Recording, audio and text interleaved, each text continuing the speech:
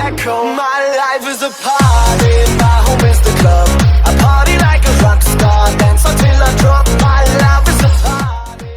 In this video, I'm going to be talking about something a bit different. I mean, it's going to be Roblox. I'm talking about Roblox, but I'm going to be talking about a specific Roblox game, and that game is Phantom Forces. And if you haven't heard of Phantom Forces, it is pretty much the Call of Duty of Roblox. This video, I actually plan on reviewing the game, all of its features, what it has to offer, what I think about those features, and if there could be anything that I want changed, and if there's anything that I like and I don't like about it. And, like, the reason why I decided to do this was because yesterday I was actually playing it. I've been getting into the game a lot more. It is quite fun. But I have been, there were a few problems that I was running into that I really wish would be changed, and I actually tweeted out to the developers about one of those issues. One of those issues I'll actually get into later in the video. But first of all, let me actually go onto the main page. The page before you play, like before you even press play. Let me just real quick pull it up. Let me see where it is. There it is. This image right here. Like, at the start, it is already pretty much promoting camping. Because if you don't know what that is the crane. I think it's on the map called Mirage. One of those maps. Doesn't really matter. There is a crane on a map. And you can see that the guy there is laying on the crane with a sniper rifle. Which is the most annoying thing about that map. Like, I know that there's nothing that they can do about that, but like they're pretty much promoting the camping, sort of. And I don't know how I feel about that. But anyways, that's pretty much it on the main screen. I already know what I'm going to be talking about, what I should say, so I think that I'm going to get into the game. I'll see you then. Alright, so guys, I am now inside of the game Phantom Forces, and I think that the first thing I'm going to be talking about is the cases, also known as the supply drops. Surprisingly enough, like, even though supply drops in these types of games usually get a bad rep because they're unbalanced, but this game's case system is actually probably the best I have seen, or the best I have used in a first-person shooter, because most importantly, it is cosmetic only, and it is actually very easy to get these cases. You get a case at least once a day, daily cases, and then you can just very easily just go and purchase one of these cases for cheap. As you can see, I have nearly 3,000 credits, which is the in-game currency, and pretty much like it's very easy to just go and buy one of these cases for really cheap, like a starter case right there. I'm not gonna buy one. I already have 11, but you can really easily just buy a key and then open the case, and as you can see, I got a magenta for what I think is a revolver, which is pretty cool. So like that's pretty much it for the case inventory. Like, it's good. And it's very easy to get some decent stuff. There's actually quite a bit of good choices of different cases, such as the Fortnite case, the Ghost case, Japan case, MLG case, I guess, Monster case. Like all of these can have some decent stuff, and I've had no problems with it. Next, we're gonna go into the weapon loadout. Now, I gotta say, this game has so many different options and so much diversity, like the AK-74, AK-47, FAMAS, AUG, G36, M16, more AUGs, AN-94, SCARs. There's just so many different options, and the good thing about it is that you can actually get all of these for completely free. I understand that these last weapons require you to get up to like rank 123, 103, 94. It does take a while. And then for pistols, like, you have some cool choices. You have just infinite options. Infinite warfare, infinite options. So many different choices of weapons in this game, and you can get them all for completely free. Quite easily as well. You just have to play the game a lot.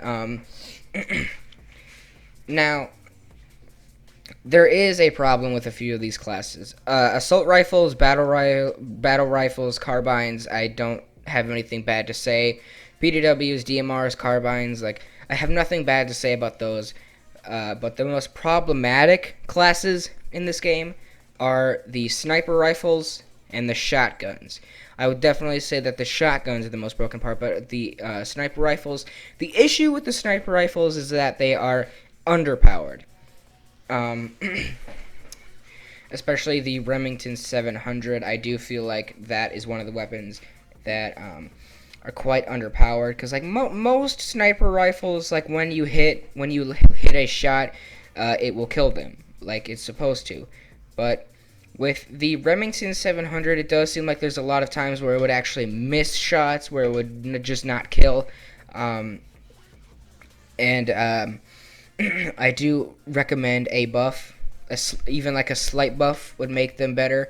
And then with the shotguns, like the problem is that they're too overpowered. You are able with the KSG-12. You are able to pretty much just completely annihilate people from the building across from you. And I actually do have some gameplay footage. Here is an example of the shotguns being way too much.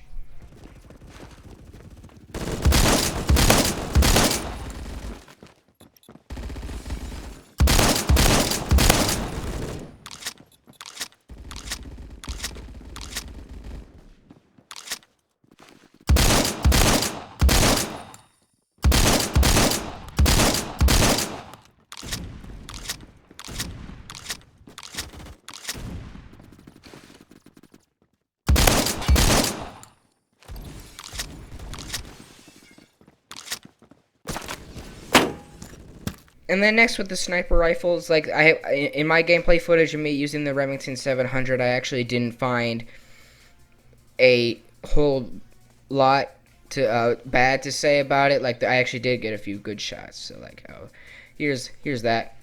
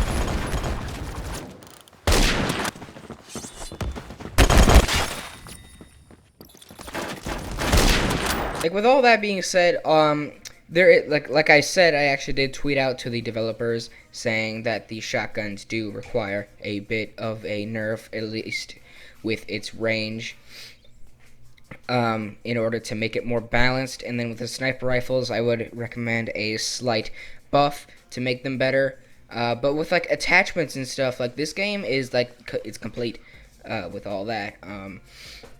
New weapons and stuff is always being added. And then with the actual game itself, the gameplay,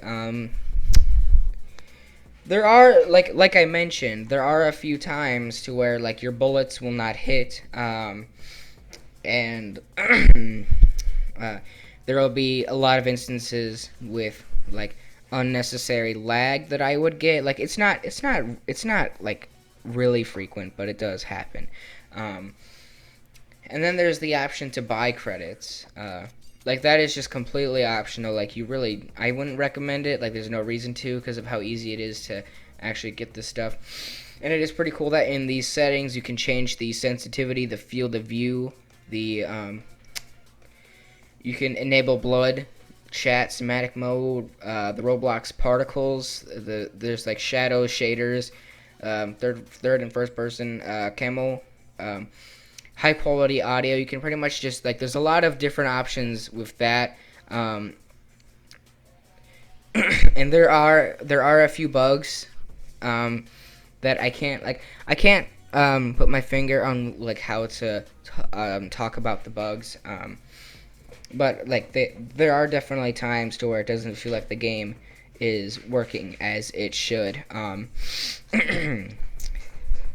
Okay, so next what I want to talk about is the matchmaking and the game mode selection.